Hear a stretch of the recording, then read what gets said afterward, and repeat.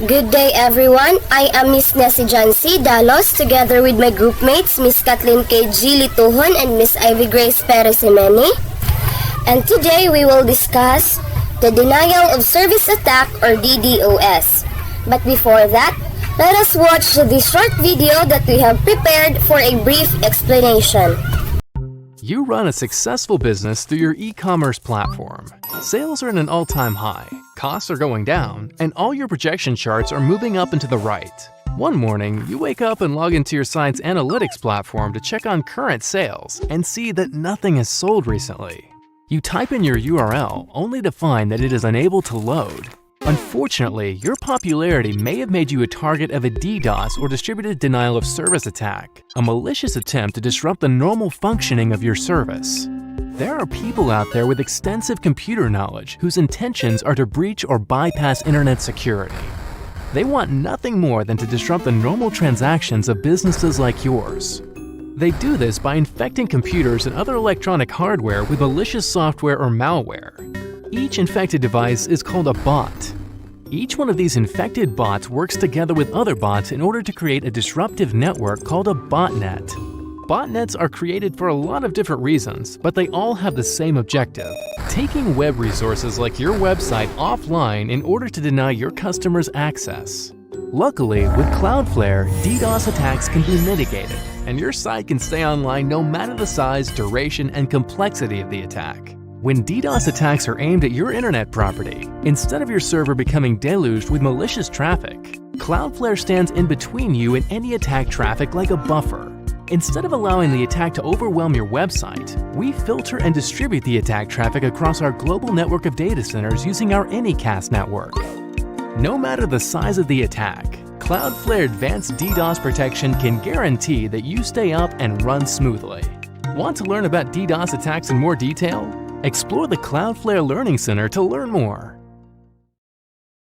Now that you already watched the video, I think you already knew what is DDoS already. So now let us proceed to our brief explanations of what is the denial of service attacks. Well, the characteristics and etc. that follows will be discussed by my groupmates. So what is the denial of service attack? According to the information that you have gathered, denial of service attack or DDoS is a kind of cybercrime in which the attacker floods a server with internet traffic to prevent users from accessing connected online services and sites. Motivations for carrying out a DDoS vary widely, as do the types of individuals and organizations eager to perpetrate this form of cyber attack. Some attacks are carried out by disgruntled individuals and hyperactivists wanting to take down a company's servers simply to make a statement, have fun by exploiting cyber weakness, or express their disapproval. Others distributed denial of service attack or DDoS are financially motivated, such as competitor disrupting or shutting down another business, online operations to steal business away in the meantime. Others involves extortion, in which perpetrators attack a company and install hostageware and ransomware on their servers, then force them to pay a large financial sum of the damage to be reversed. DDoS attacks are on the rise, and even some of the largest global companies are not immune to being DDoS'd. The largest attack in history occurred in February 2020 to none other than the Amazon Web Services or AWS, overtaking an earlier attack on GitHub 2 years prior. DDoS ramifications include a drop in legitimate traffic, lost business, and reputation damage. As the Internet of Things or IoT continues to proliferate, as to the number of remote employees working from home, and so will the number of devices connected to a network. The security of each IoT device may not necessarily keep up, leaving the network to which it is connected vulnerable to attack. As such, the importance of DDoS protection and mitigation is crucial. Okay, but when did it can happen? So DDoS attacks has been happening for so many years, with various notable incidents occurring throughout the history of internet. Some of the most significant DDoS attacks has been taken place in the past decades or so. For example, the DIN attack occurred in October 2016, which affects major websites and services like Twitter and Netflix, or also the PayPal. The DNS amplification attacks. These have been happening for years with notable incidents occurring in various industries and sectors. Lastly, the HTTP flood attacks continuously happening targeting websites and online services. The DDoS attacks are an ongoing threat in cybersecurity landscape, and efforts to mitigate and prevent them continue to evolve alongside advancements in technology and security measures. And for the next part, Miss Kathleen K. Gilituhon would be talking or discussing about the topic's characteristics. So hi everyone, my name is Kathleen K. Gilitahan and now we are talking about the characteristics. So number one characteristic is distributed nature. These sources can be compromised computers or devices that the attackers control remotely. So it means spreading things out instead of keeping them all in one place. It's like having a team where everyone works from different locations but still work together to get things done efficiently. So the next characteristic is high volume traffic. DDoS attack flood the target with a massive amount of traffic, overwhelming its capacity to handle legitimate requests. This can include flooding the target with packets, connection requests, or other form of data. So high volume traffic refers to a large amount of data or users accessing a system or website within a short period. It's like a busy highway with lots of cars traveling at the same time. So high volume traffic can put a strain or system and may require special infrastructure to handle load efficiently. So the third characteristic is the variety of attack vectors. So DDoS attacks can utilize various techniques to disrupt the target.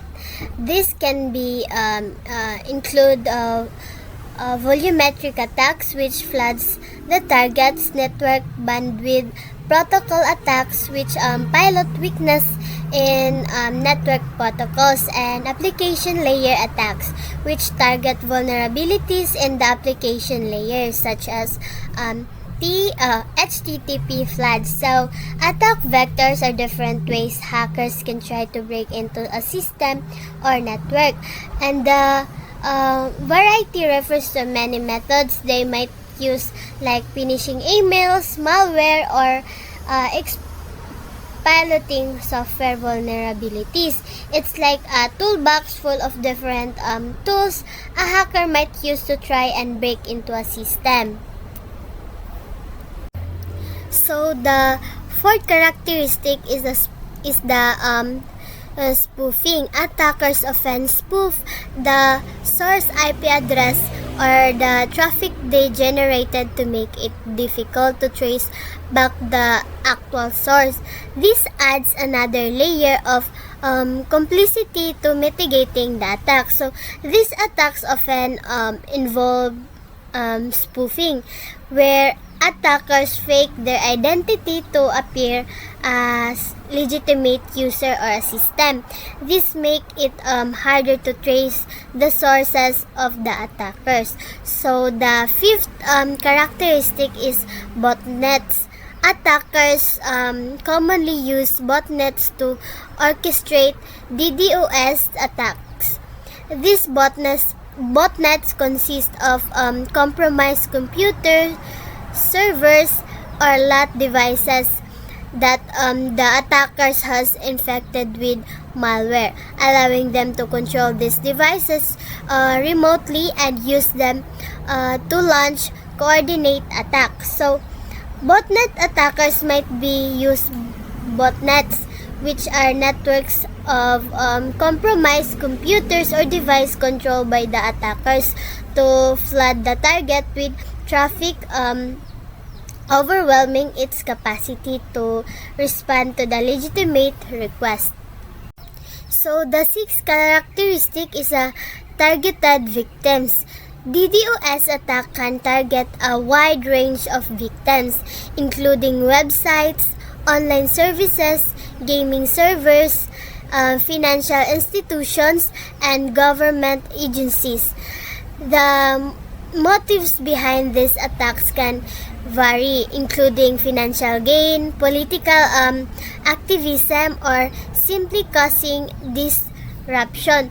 So, the target victims of DOS attacks can vary widely from individual website or entire networks or services. Anyone with an online presence can potentially be target. So the seventh characteristic is the impact of availability.